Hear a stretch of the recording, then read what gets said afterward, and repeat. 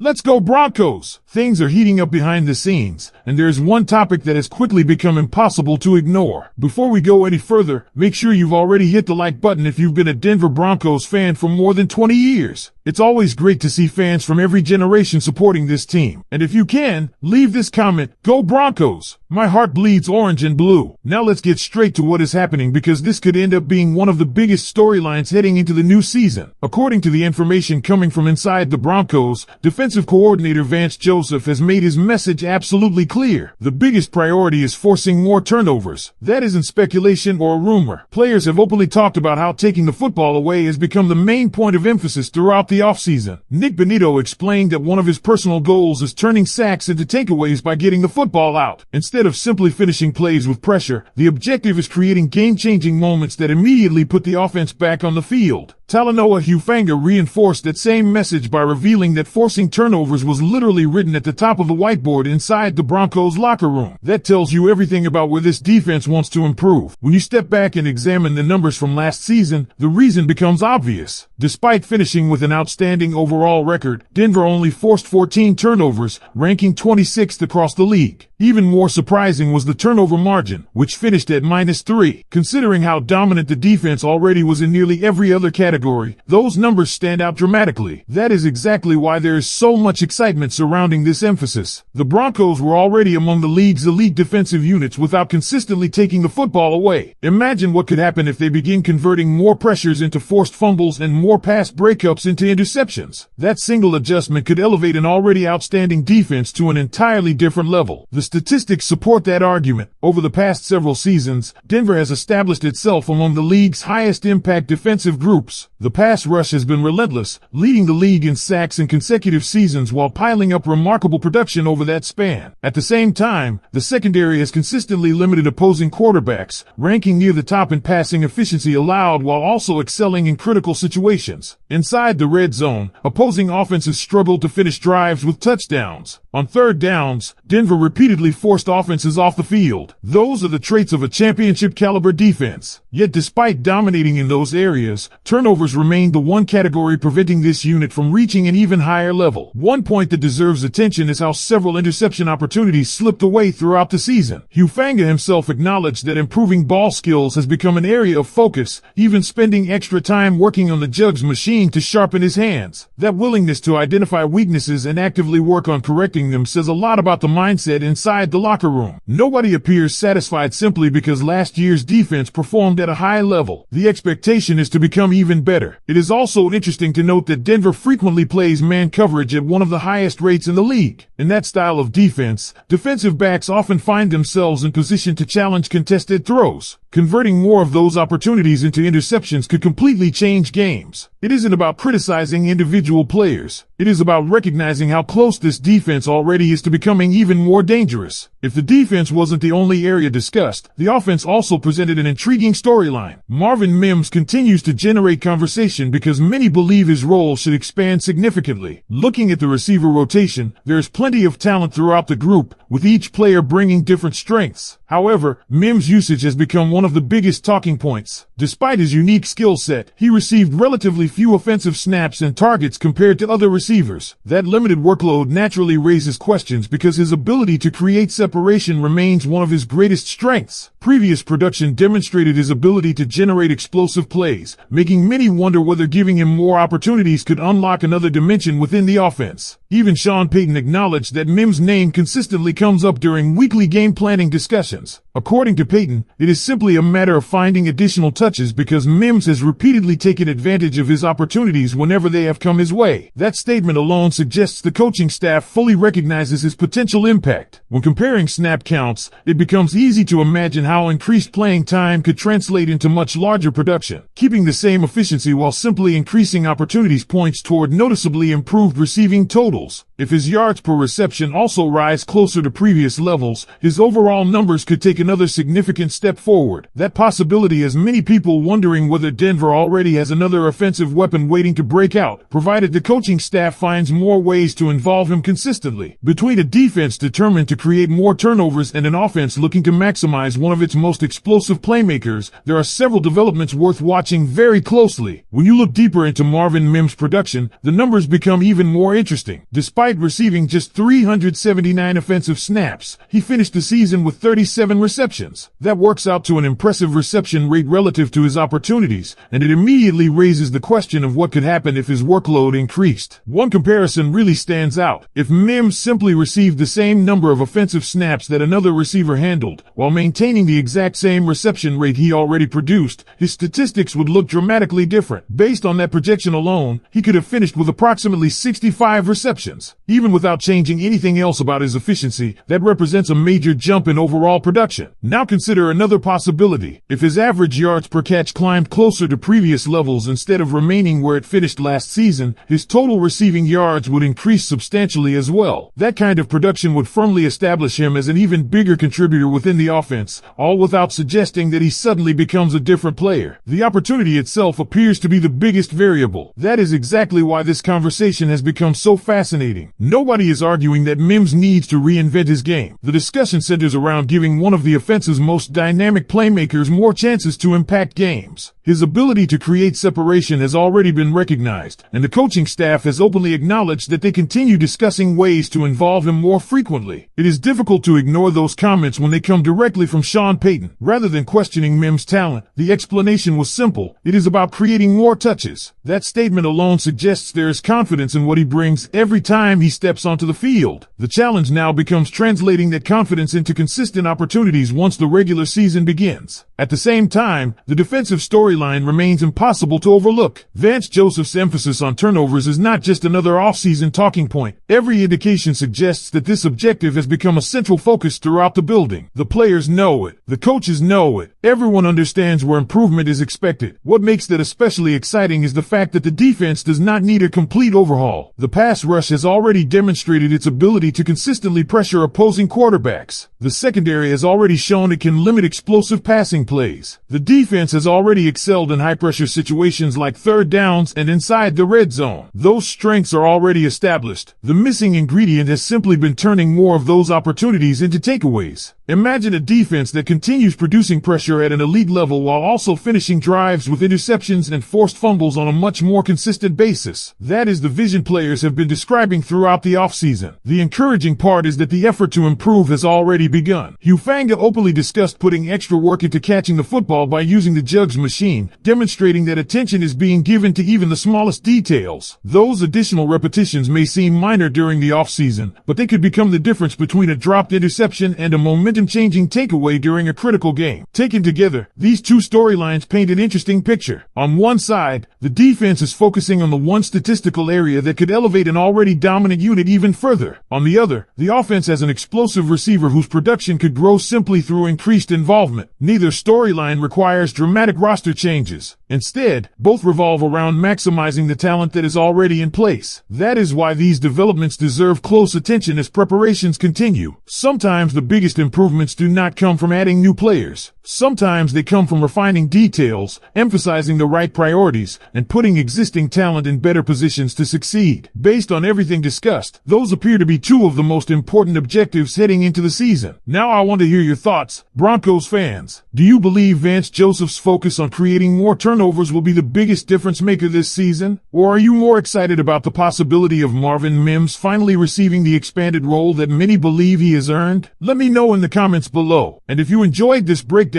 don't forget to subscribe to the channel, leave a like,